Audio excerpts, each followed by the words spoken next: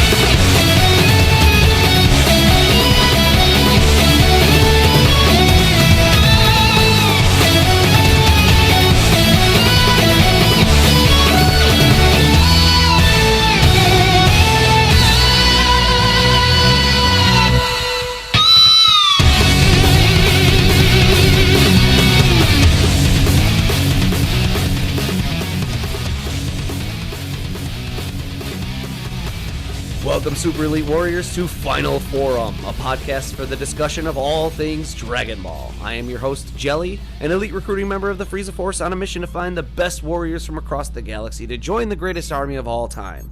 And I am joined, as always, by my new recruit co-host. This is the Bekinney. I still can't believe we saw a Ventuvi. And it wasn't an enslaved dreadnought. A what now? Do they teach you history where you're from? The history of Lord Frieza's glorious rise to power and conquest of much of the galaxy, yeah.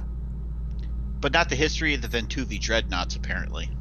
Well, no, not that history. I mean, I already know it because I know everything, unlike you, recruit. But why don't you tell our listeners out there so they can become as knowledgeable as we are? Yeah, okay, sure.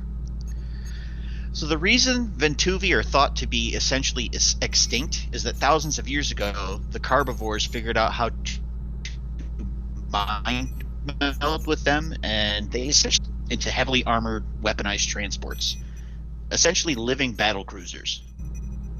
Carbivore? Those weaklings? On my planet, our children beat Carbivore in routine sparring matches to learn their first fighting moves. They're basically non-genetically enhanced Cybermen. You're not really wrong there, but they did figure out some sort of mind control technique enough to be able to enslave an entire race and then use the power of the Ventuvi to conquer several planets, which is why they're so widespread throughout the galaxy. Huh. I thought they just spread like seeds on solar winds. To an extent, yes, but the solar winds don't blow enough to explain how carbivores are so widespread across many systems. Well, as I always tell Jam and Marmalade... Ahem. I always tell them to learn something new every day. And here I am learning that Carbivore used to be galactic conquerors. Yeah, and? And what? Bekinney? Nothing. At least I don't think so. That Ventuvi must just float around in this area of space a lot. Every now and then my scouter wants to try and pick up on it again. Yeah, mine too, but I don't worry about it. It seemed nice enough. But for once I agree with you about not worrying, but not for the same reason. The typical dreadnought was not a beautiful, graceful creature whose very appearance made you believe in a plane of existence greater than yours. It was a mechanical nightmare, a complete bastardization of what we just witnessed. Enough that looking at it was known to inspire people to commit suicide on the spot. Well, obviously that too. And besides which, Frieza planet number... Edited by Lord Frieza for our listeners' safety. Oh. Guess our locations have to remain a secret for a while longer still. Anyway, our destination is nearing. In fact, we could probably tackle our discussion topic for the day as we make our final approach. And today, we're getting back to the anime, and we're going to tackle episodes 29 through 33, which is 5 episodes, yes, but it's all filler. There's maybe 3 minutes of material that was in the manga that's in these 5 episodes, which amount to like 95 minutes or so of material, because some of these episodes have previously on Dragon Ball and some don't. So yeah, there's about like 95 minutes worth of material here, and like 3 minutes of it was in the manga. These 5 episodes are the Roaming Lake, Pilaf and the Mystery Force, Wedding Plans, the Flying Fortress Vanished, and Legend of the Dragon. Roaming Lake is about Goku coming across Nam again, and Nam's like, they don't have enough water, even despite him bringing that back, to sustain them. Their well is dry. They need a more normal source of water. So Goku accidentally stumbles across him, and they trace back the river that has dried up. They find it is dammed up by Girin's people, and then they blow it up, and everyone is happy, basically. There's also a roaming lake, as the namesake of the episode would indicate. Pilaf and the Mystery Force is, again, we're questing after the Dragon Balls. Pilaf is questing after one as well. They think they have found one in this little like pawn shop.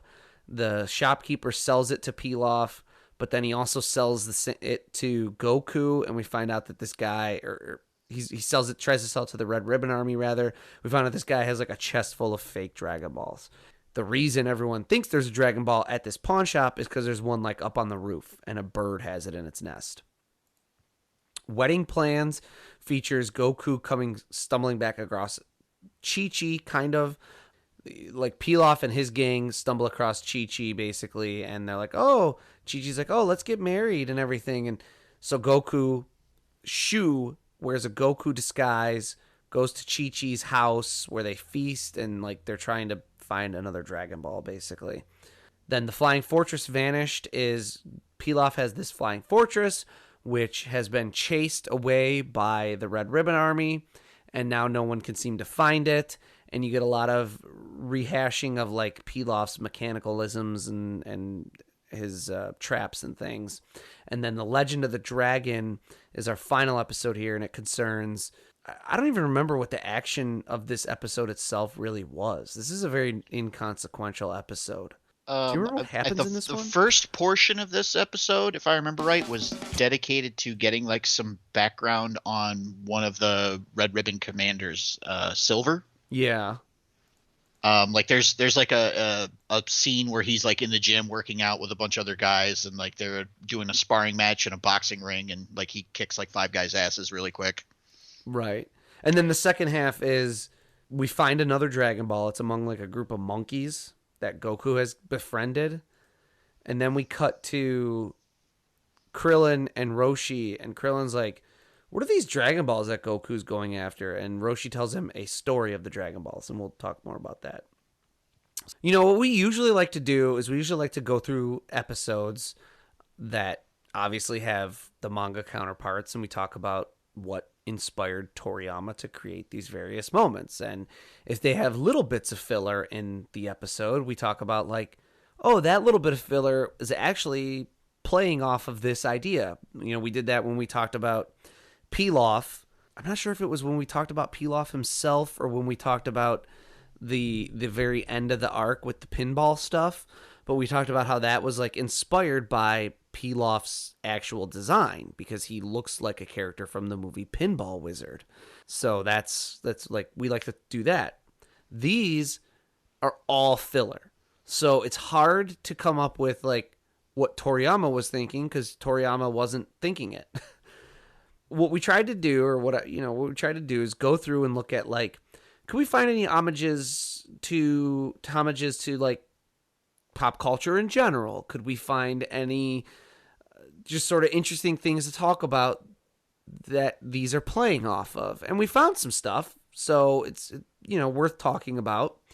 So like when we talk about the Roaming Lake episode, we couldn't find any like literary or cultural homages, and that was like a very, I'll say, it's surprising thing. Like, I thought if I went and looked up Roaming Lake story or Roaming Lake mythology or Roaming Lake Japan or something, I would find, oh, this is a well-known folk story, like the mochi making rabbit in the moon. Yeah, the premise itself really does sound like something that would be in a fairy tale.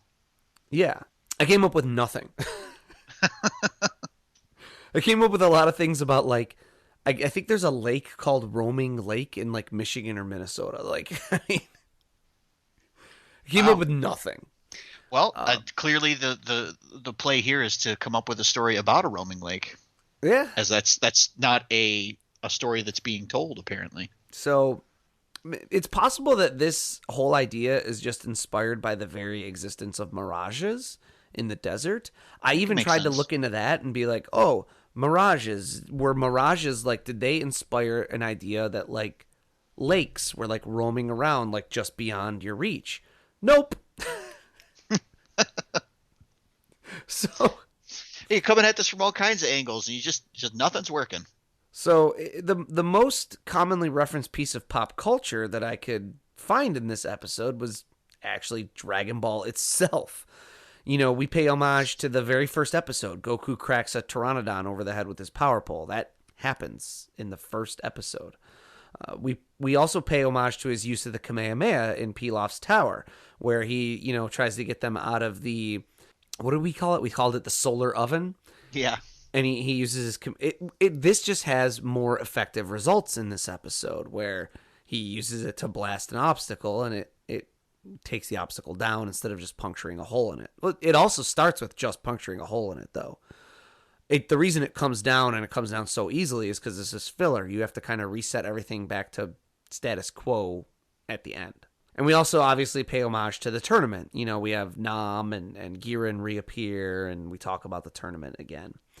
Another interesting kind of little fact about this episode is there's a song called Fushigi Wonderland that plays in the Japanese version of this episode. This actually caught me off guard when I watched this episode again, because I'd completely forgotten. I was like, oh, right, this is where they introduced musical numbers for a few episodes. And yes, it plays only in the Japanese version. It's when Nam and Goku are like surveying the dried up desert, or the dried up river.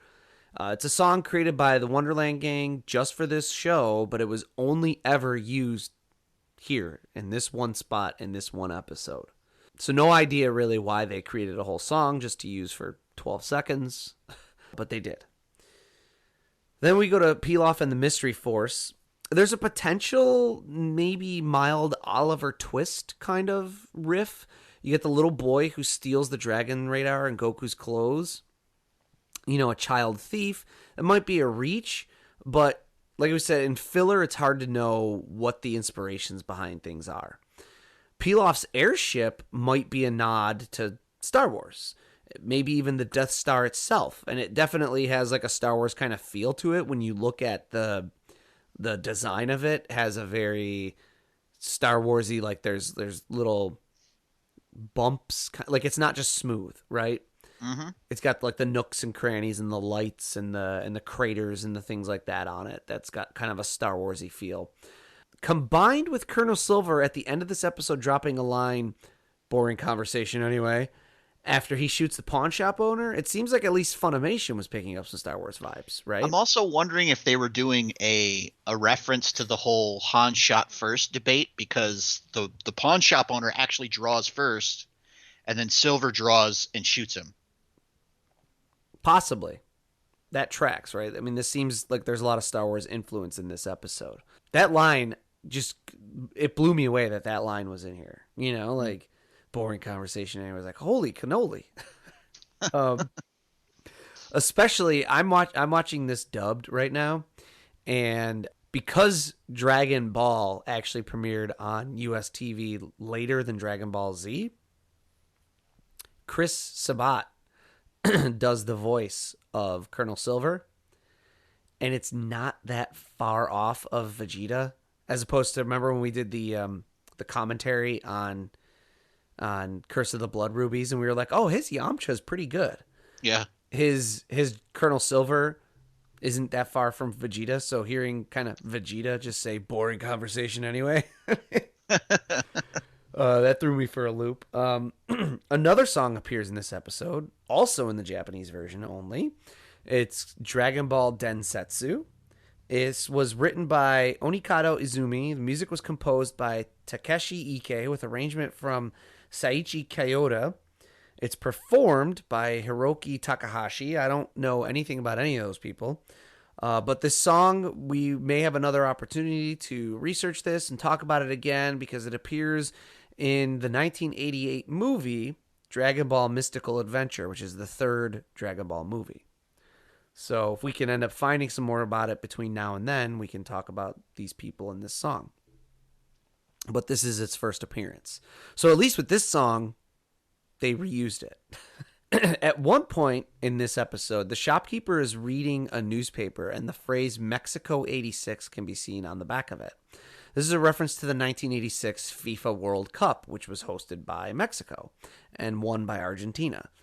Fun fact, when I looked up this 86 FIFA World Cup, the event drew criticism from people for its mascot, which was a jalapeno pepper named Pique, who had a mustache and a sombrero. And so it came under fire for its use of ethnic stereotypes, obviously. That's not a very fun fact. Well, what I couldn't find on a glance, again, I didn't dig deep into it, is who created this mascot, right? Was this created by FIFA and that's why it's racist? Or was this like created by like the Mexican consulate or like, I mean, designates from like ambassadors, not ambassadors, but like people chosen by the country of Mexico. And they're like, yes, obviously. That's an interesting question. Yes. If you want an actual fun fact, his name Pique is short for picante, and also a play on the idea of soccer or football having PKs, penalty kicks. So there you go. That's an actual fun. Oh, see, fact. that's at least clever. I like that. This episode also references the real world when it name drops Alexander the Great in the English version. In the Japanese version, the reference, it's when Pilaf is like trying on a crown and the shopkeeper is like, oh, that was worn by Alexander the Great. In the Japanese, he actually references a northern emperor of Japan from like 300 years ago named Emperor Aramasandaru. So you can see how Toriyama's style becomes lost a little bit when we're dealing with filler because he's pretty careful to maintain the idea of being in a fantasy world that's not our reality, but the anime team is obviously less careful when it comes to that, and they are referencing some real world stuff. Kind of makes me think that fillers is, depending on how well it's done, there's a little bit of a flying by the seat of your pants element to it as well. Right. And I mean, Toriyama obviously references real world stuff too, right? He brings in that, I can't remember the guy's name, but his tour guide. Oh, I don't know why I can't remember it either. Yeah, but he brings that guy in, and he throws like Superman, and he throws other pop culture into his works, and so but like he's more careful about avoiding like specific moment in time references, like a FIFA World Cup.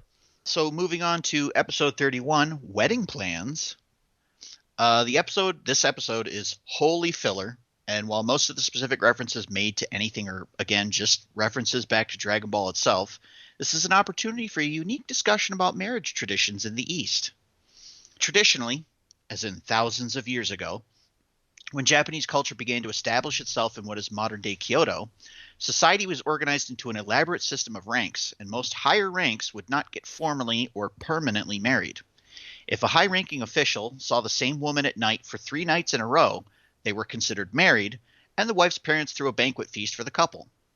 Lower-class people engaged in permanent marriage in order to ensure the legitimacy of their offspring, like inheriting land and whatever meager possessions they had. The pitfalls of this sort of courtship are well documented in the fictional literature of the time, a notable example of which is the tale of the bamboo cutter, which would go on to be most famously adapted as a film from Studio Ghibli called The Tale of Princess Kaguya, directed by Isao Takahata. It's also been told in other films, adapted in parts into such things as like Sesame Street, Sailor Moon, Naruto, and it's also been adapted into a manga as well. Yeah, it's I'm familiar with it from The Tale of Princess Kaguya, from the Ghibli movie. It's a beautiful, beautiful movie. The style of it is very like painterly. Yeah, I mean, well, Ghibli kind of has that reputation, right? Yeah, and it's a really good movie, but I would highly recommend that movie to people. I would also highly not recommend getting married to someone that you see for 3 nights in a row. Solid advice. Solid advice from Jelly. That's a new one. So as Japan established its own identity more firmly and tradition into the Edo period, pre-modern Japan, marriage and family became extremely intertwined. Reverence for one's family and parents became the be-all of Japanese culture, and the decision of a man to remain single was considered one of the greatest dishonors, tantamount to a capital crime that a man could commit. Marriages were arranged, and the wife was considered to be entering the family, and feudalism was basically the rule. This led to some intermarriage, as families only loosely related might want to strengthen their alliances and their bonds. Marriages were meant to be mutually beneficial. Romantic love was discouraged as dishonorable, though this was somewhat relaxed during the Meiji period just prior to World War II, and concubines became less prevalent. Marriages were still largely arranged until about 1912, roughly. And it wasn't until the post-war era that romantic marriage became widely adopted practice in Japan. In fact, their current constitution has an article that establishes marriage on the grounds of equality and choice. Quote, "Marriage shall be based only on the mutual consent of both sexes, and it shall be maintained through mutual cooperation with the equal rights of husband and wife as a base." Most traditional ceremonies in Japan are based in some form after Shinto weddings, and in truth, there's some of that on display whenever we see and hear about marriage and weddings in Dragon Ball. The wedding itself is typically a small ceremony that seems to Westerners to be rather unromantic. The two individuals are purified by a Shinto priest, and they agree to be bound to each other and declare themselves as a couple to the benevolent spirits and reflect harmonious balance in their relationship. These are small ceremonies, and then it's the receptions and the feasts afterwards, which is what's showcased in this episode here, that are open to the extended family. Right, and I feel like we don't see a whole lot of weddings in Dragon Ball, but do we see Goku and Chi-Chi ultimately get married at like the end of Dragon Ball? I know we see them like go on some quest to get something to make a fire or something together, right? Like I'm pulling a vague memory of having seen this, you know. I can't remember if that's episodes of the anime or if that was another one of the movies. I was gonna say I also think it's filler material, so it's not okay. But like, yeah, the anytime we see a wedding kind of reference in this, like there's or in Japan a lot of times in general, like the weddings themselves are very small, and then there's a party afterwards. It's just kind of different. Like in the West, it's more traditionally like everyone goes to both.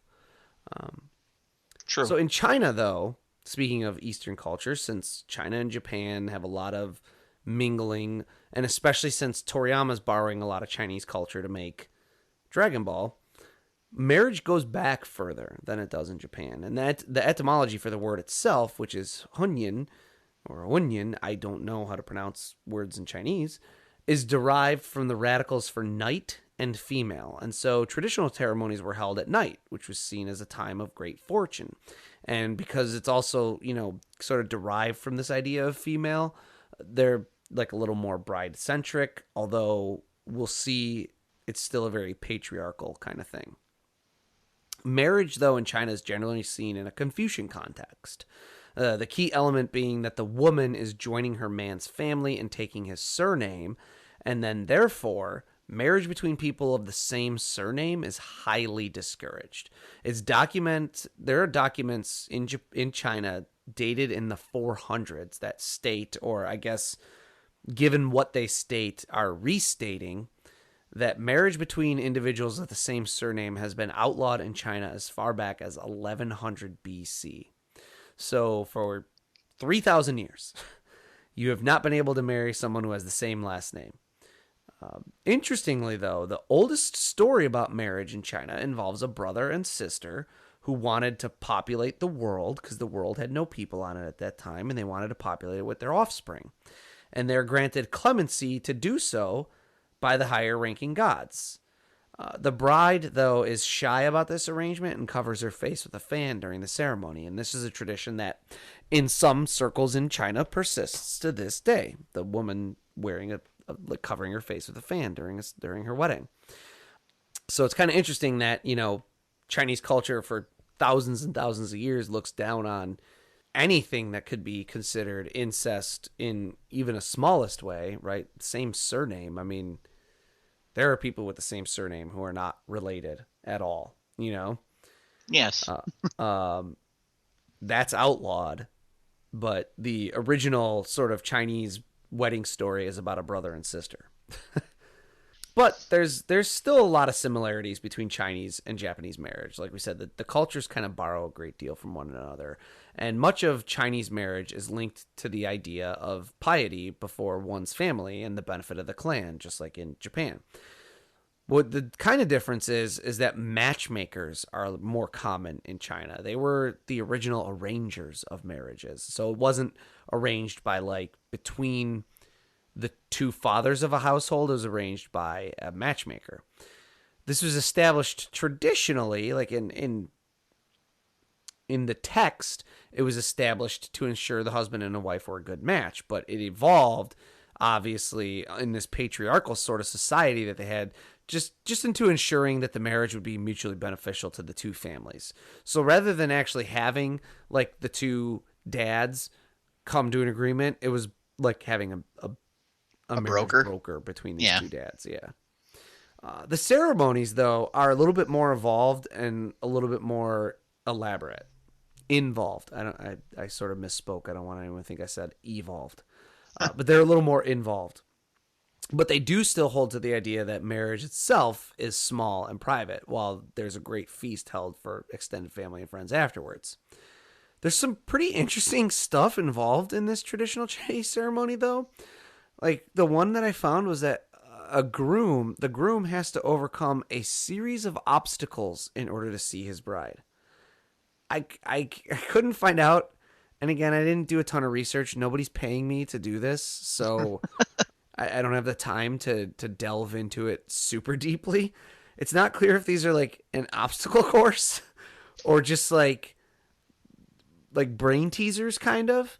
But there's quote, a series of difficulties set in the groom's path, unquote, to meet the bride, and he has to cope with them in order to see her. I don't know what that means, but that sounds kind of fun. I mean, I'd pay good money to watch some dude in a tux parkour all over the place to get into the church. That'd be kind of fun. You know what it reminds me of? You've seen The Office, right? Yeah. You know, when Angela and Dwight get married, and Dwight's cousin Mose steals Angela, and he has to go to different bars to try and track her down. Yeah. That's what this sounds like to me. Like the bride might be hiding in one of 3 boxes, and you had to pick the right one. And if you didn't pick correctly, you'd have to walk back out of the room while they rearranged the boxes. They got her on one of those little roller seats like you used to have in Space Gym when you were a youngin' playing games, and they just have a guy moving boxes back and forth, and the husband just has to keep track of it. Yeah, what do they call that? The shell game. Yeah. They also use firecrackers during their wedding ceremonies, and the traditional color is red rather than white, so it's just seems a little more fun. And then there's a bit less formality. In Eastern culture in general, there's more formality with the feasts than with what we think of as a typical Western wedding reception in terms of attire and presence at the wedding. It's not always, but sometimes considered a little bit uncouth in Western culture to appear only at the reception and not go to the wedding. In Asian culture, that's the expectation. The wedding is for mom, dad, brother, sister, and that's it. Grandparents probably. Aunts, uncles, cousins, friends show up to the reception, show up to the feast afterwards. In Chinese culture, as was the case for traditional Japanese culture, the bride's family throws the party. So just some interesting kind of similarities. I mean, some of that is fairly similar to Western culture too, right? Like the bride is supposed to pay for like all the food at the reception in America most often, right? And like the groom's family pays for the booze. Sounds about right. That's a fairly... I could get behind missing the wedding and just showing up for the reception, though. I could probably get behind that. Depending on the wedding, right?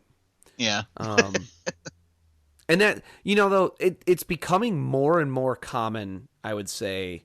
And this was already becoming a thing, like, in the... Did you hear that car go by? I did. That space car? I thought we were out in the middle of nowhere. Probably there must be some people joyriding. So it's becoming more common, and it certainly was probably becoming common like when we were younger in the 80s and 90s to not have wedding ceremonies held at a different venue than the reception. It's becoming more and more and more common to have the two kind of more intertwined. Mm-hmm. But that doesn't seem to be the case in Asian culture for the most part, right? It sounds like the ceremony is like over here because there's only 15 people that are going to it, and then the reception is over here. In America, they're starting to kind of intermingle those two concepts, the wedding and the reception. Right. The Flying Fortress vanished. Again, most of the references here just seem totally self-referential. We're back in a Pilaf headquarters. There's traps. There's technology.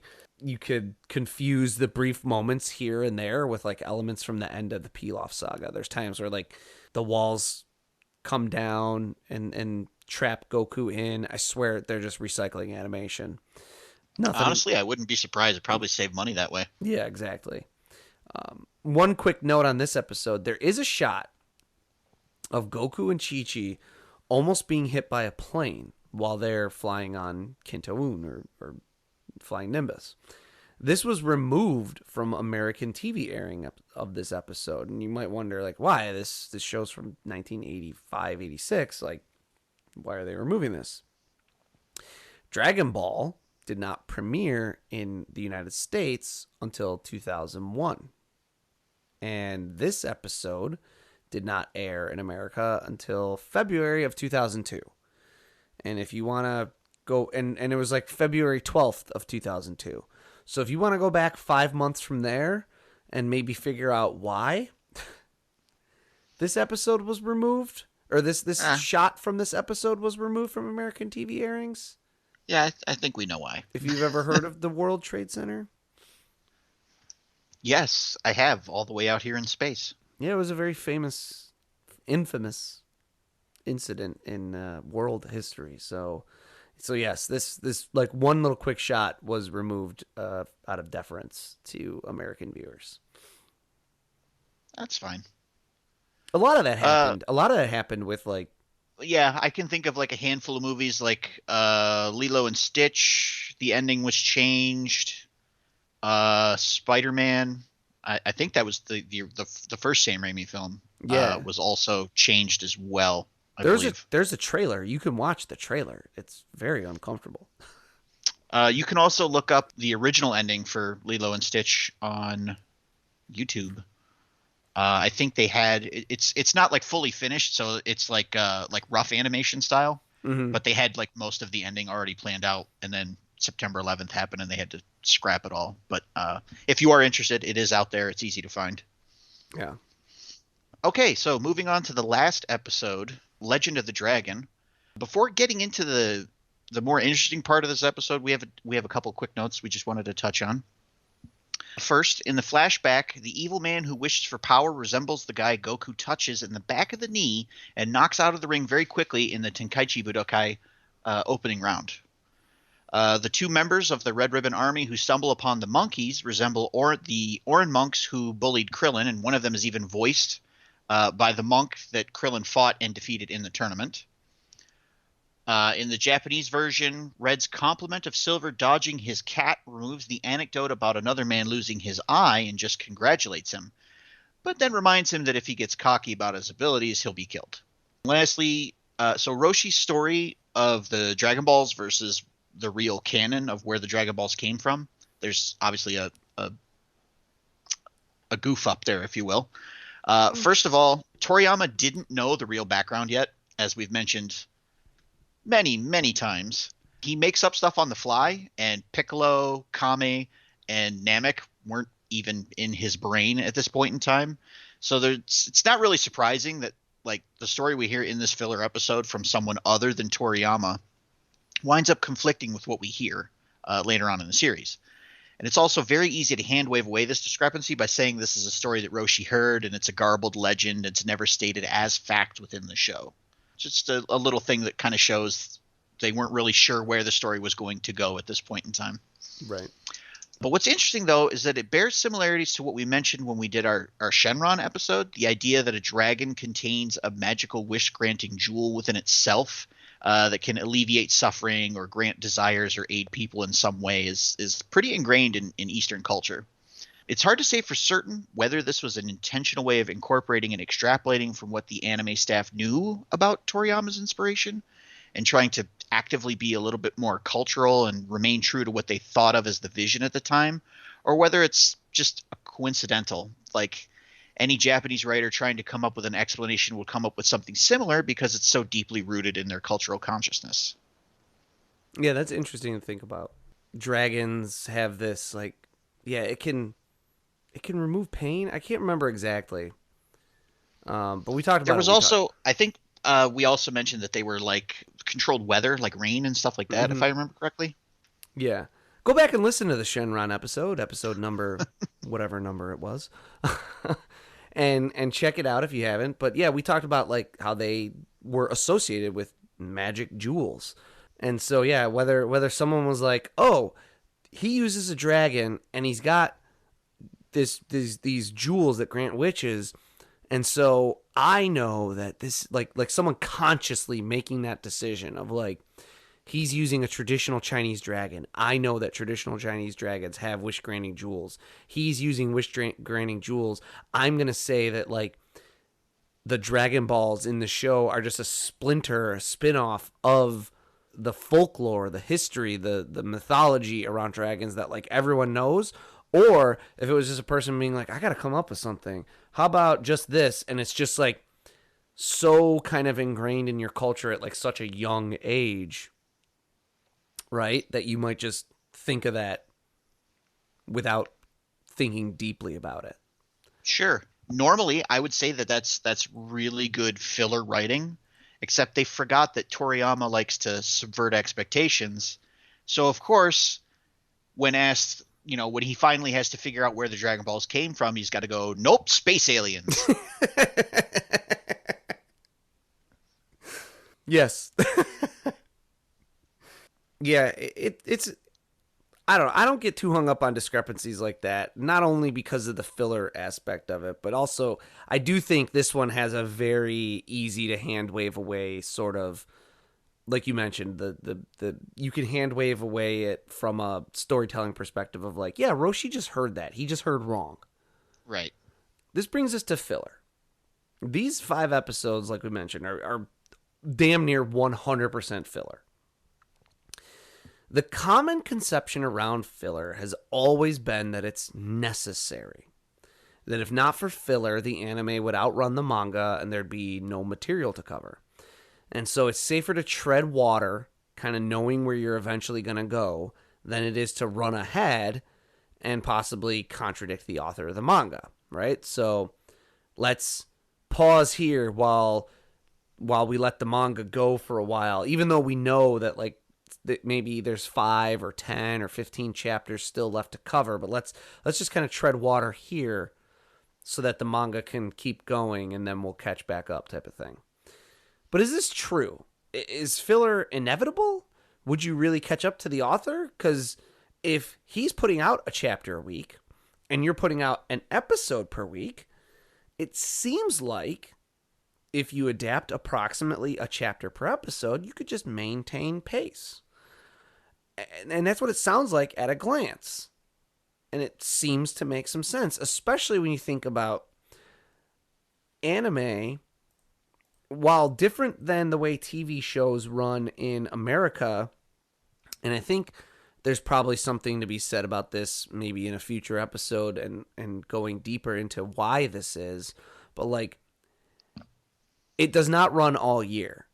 Now, again, like I just kind of touched on, it doesn't run as briefly as syndicated TV does in America. Syndicated TV in America runs like 24 episodes per season. In Japan, you'll get like 40 to 48 episodes of anime in a 52-week year. I don't know why that is.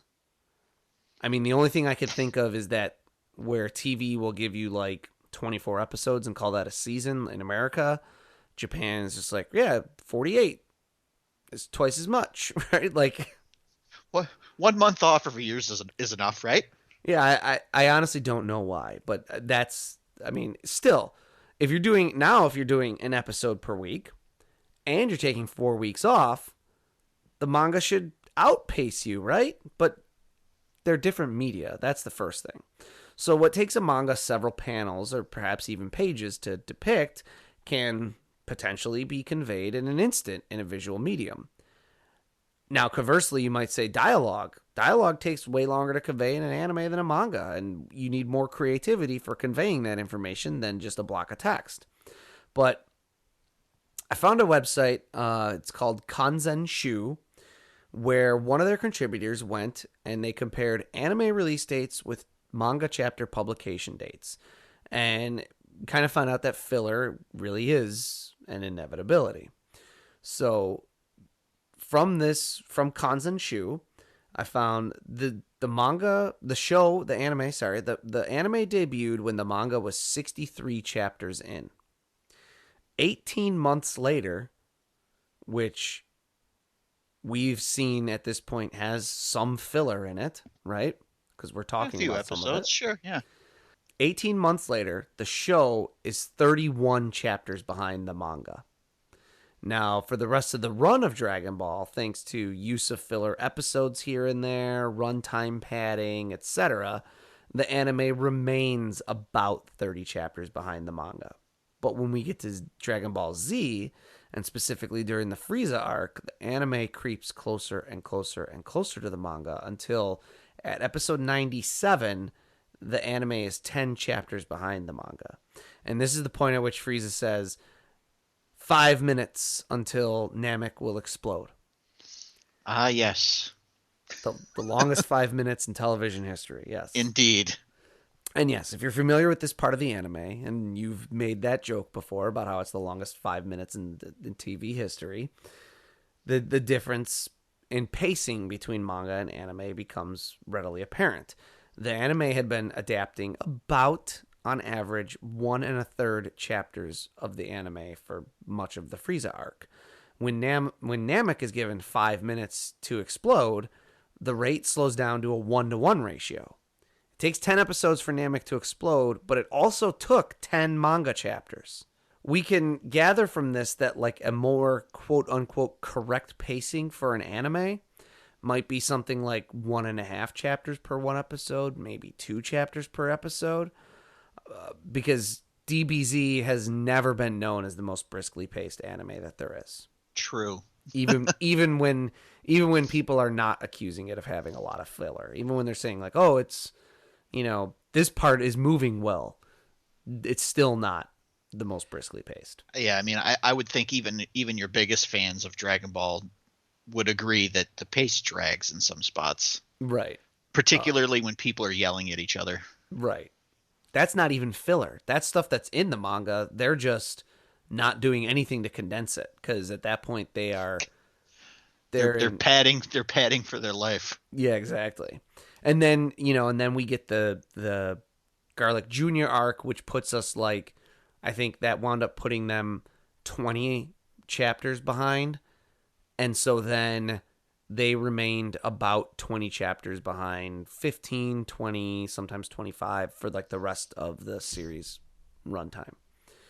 On top of that, though, while the anime more or less caught up to the manga at the end of the Frieza arc, if not for breaks in the TV airings, which again we mentioned are like 4 weeks per year, the anime would have caught up even faster, somewhere around episode 48 of Dragon Ball Z, which is when Dodoria is mercilessly attacking the Namekians, and then he briefly fights Gohan, and I think Krillin does like solar flare and they run away. So we would have about 50 episodes sooner. With 20 weeks off, we would have caught up like around 40 or 50 episodes sooner. Phew. And then on top of that, in the years from its premiere in 1986 until this part in 1981, where we get only 10 episodes or 10 chapters behind. I think you mean 91, not 81. What did I say?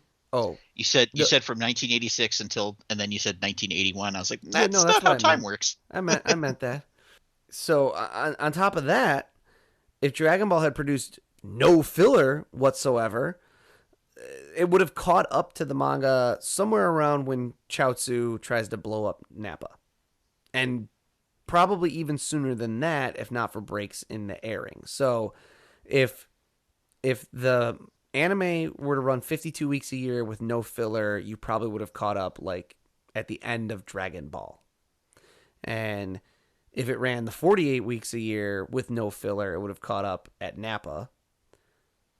And then if it ran, what is that, like with filler, but 52 weeks a year, it would caught up like around episode 50. And then, like we said, it catches up around episode 97, 100 in that range there. It becomes obvious then that filler is necessary, right? Either that or you have to wait so long that you might miss your window of opportunity to strike while something is popular. Makes sense. And so with that said, do you have any thoughts on filler? I mean, I have a few thoughts on filler. It's one of those things. It's very clearly, as we're showing, kind of not necessarily a bad thing. No, and I think these 5 episodes, in my opinion, are an example of when filler actually works. Because if you take somebody and have them watch this show and they don't have any frame of reference for the manga or anything like that, these 5 episodes, while a little thin on plot in some spots, still kind of tie into the overall narrative. Like we're revisiting characters that we saw previously, checking in on them, seeing what's going on with them. And then it's also kind of starting to build up the villains for the next arc, which when you read the manga, Red Ribbon Army kind of just shows up out of nowhere. Mm-hmm. So this kind of eases you into that next arc a little bit more smoothly than the manga does. So in a way, I think this has been really masterfully done because they're doing so many things at once here. They're padding their run times. They're putting a little bit more distance between them and the current chapter of the manga. They're also kind of improving on the narrative a little bit, tying up some loose ends with characters that we haven't seen in a while, starting new threads with the new villains, and just like building up like how badass they are. Yeah.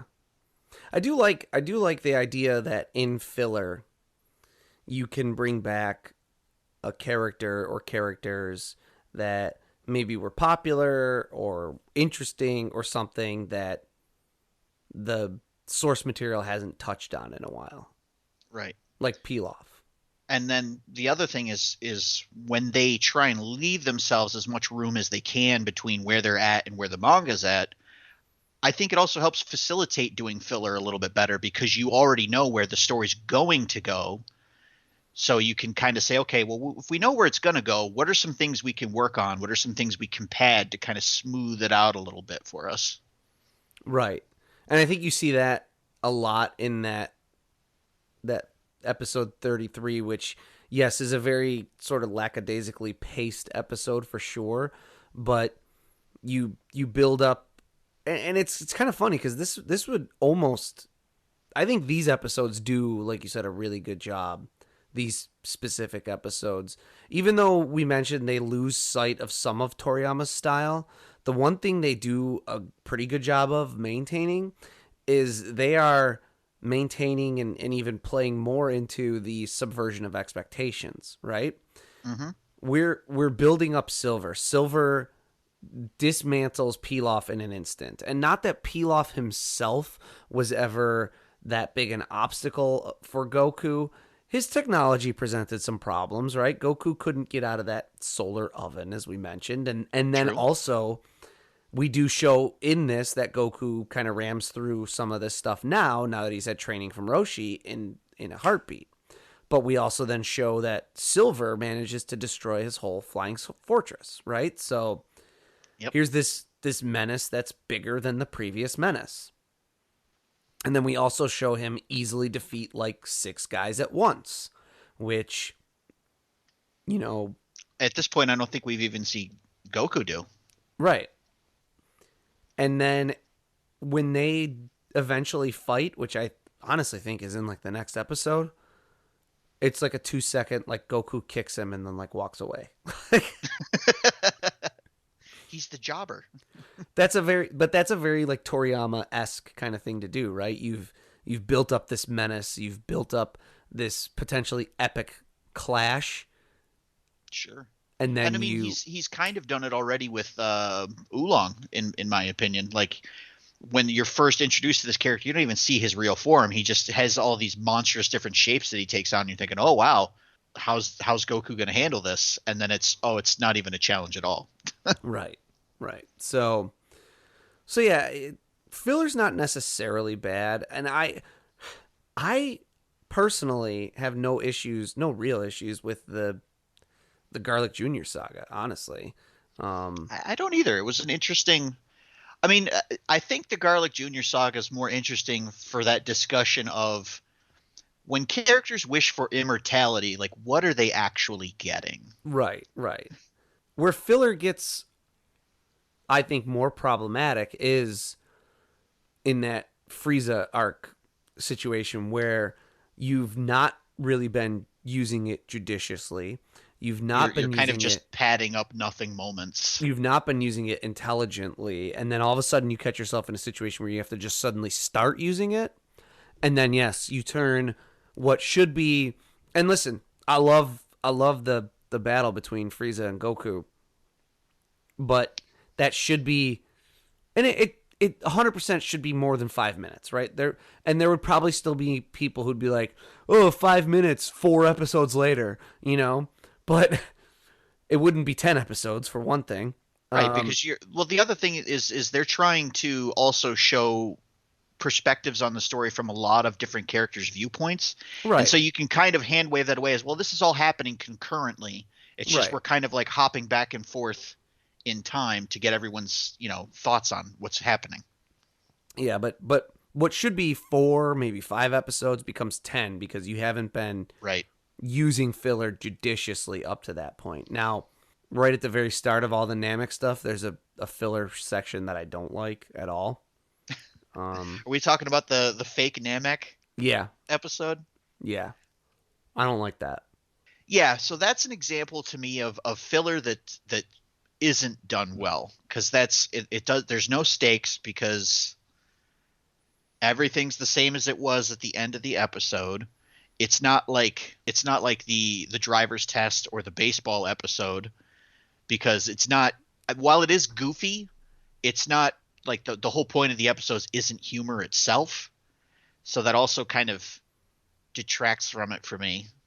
And then on top of that, I don't think we ever see these characters again, do we? No, and we never saw them in the first place. True. Like it's not like we mentioned, the Pilaf filler in this is a character we've seen before, and so we're bringing him back, to check in with him again, albeit in filler, but we're bringing this character back. We're kind of seeing him again and seeing where he's at. We never saw, we have no reason to care about those fake Namek guys because we never saw them before, and then we never see them again. No, there's good filler and there's bad filler, and I think and I think that viewpoint becomes a lot easier to have once you realize that like filler is just it's a part of the medium. There's not really much we can do to not have it. right. The only option is to the only Make it as good as you can. the only other option is to wait until the manga has finished its run, but like we mentioned, that's not super realistically an option because it's hitting the iron when it's ice cold at that point. Exactly. If you wait that long and you make a manga or an anime of some manga that just finished, who cares? Like everyone already knows the story and they know where everything is gone. You wonder though, this article that I was reading on Kanzenshu, one thing that would have been interesting would have been how would it have caught up if it aired the way it would air in the United States? Is that a better model for? Well, I mean, just rough math in my head from there. So if you're looking at 20, it's typically around 24 episodes for a season in America, right? Yeah, and something like 44 or 48 or something. Okay, Not so super familiar. I wish I had more time and ability to look up that piece of it. But again, the manga production. This is a podcast we are doing, and we're not getting paid any extra by Lord Frieza to be doing. So true. This is merely to occupy our time. But my thought is that if it's run like a show in America where there's only 24 for a season, and that's typically like every year you'd get renewed or whatever, you're already kind of setting yourself up where you could do like 2 chapters an episode and you would just kind of maintain pace. I'm thinking if it was, a 24 episode season, I think it would be a lot easier to kind of just stick straight to the source material as opposed to having to use filler. Sorry. But, I'm sure there's plenty of production pitfalls and stuff that we're not taking into account because we don't work in that industry. So, yeah. Will we ever know? I'm sure someone out there hopefully is listening and will be like, "Oh, you guys are idiots." So though that's these filler episodes. I think for next time, if you're wanting to follow along with us, we'll probably do. Usually we do about 3 or 4 episodes per, and we just kind of. I'll be honest, it's hard for us to say, oh, for next time watch these, because we kind of watch some episodes and we say, oh, there's a really good discussion piece in this one, or these ones are kind of boring, or I mean, it's just kind of how it is. We've constrained ourselves to like a time limit, and then there's like hours of prep work before this that we have to get done, and then figuring out our subjects and everything. So it's kind of in the air until we actually sit down and record an episode. It could be one episode. We could just watch one episode and go, oh, there's so much that happens in that one episode. It's possible. But definitely not those 10 episodes of the Frieza fight, though. Yes. If you're wanting to follow along with us, though, for next time, watch like 3 or 4 episodes. And then when we get on and say, oh, we're just covering episode 34, then, well, at least you'll have watched that one. And if we're like, oh, we're covering 34 through 38, you'll only have to like pause and go watch one other episode. There you go. And an episode of this show it doesn't even take 20 minutes to watch if you skip the opening and the ending. True. Fun pro tip for those of you that watch on Hulu: if you start your timer at the 2-minute and 11-second arc, you will be right at the fade in for the start of an episode. We are not officially endorsed by Hulu. That Red Ribbon Army. I hope we never have to deal with them. Why? Because killing an entire army of people isn't my idea of a cup of tea, and they don't seem like negotiators. Hey, that Ventuvi power level just blipped across my scouter again. Well, maybe we'll get to catch a glimpse of it again before we leave. Yeah, we're here, by the way. What? We're just here? You didn't signal in our final approach or communicate with the tower or anything like that? Oh, I did. During your last rant about the episodes. We've been landed for a few minutes already. We've been on friendly land for a few minutes, and you didn't say anything? We were having such a good discussion. You interrupt me constantly. Every time I'm about to tell you how it is you think I keep surviving certain doom, you pipe in with, I think we'll take our leave of you here, listeners. God damn it. Woo, woo, woo. Wait, what's that? Proximity alert.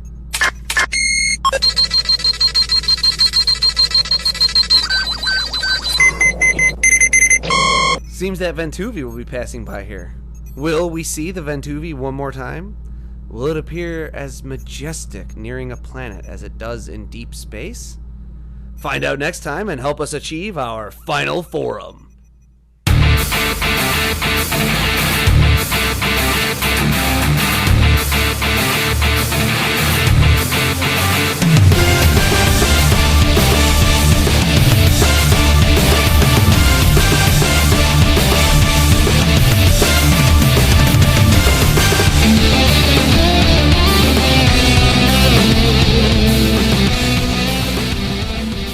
Final Form is written and produced by Tom Gwelly. It is performed by Dan Kinney and Tom Gwelly. Our webmaster is Dan Kinney. Our theme music is provided by YouTube content creator GVG Kid.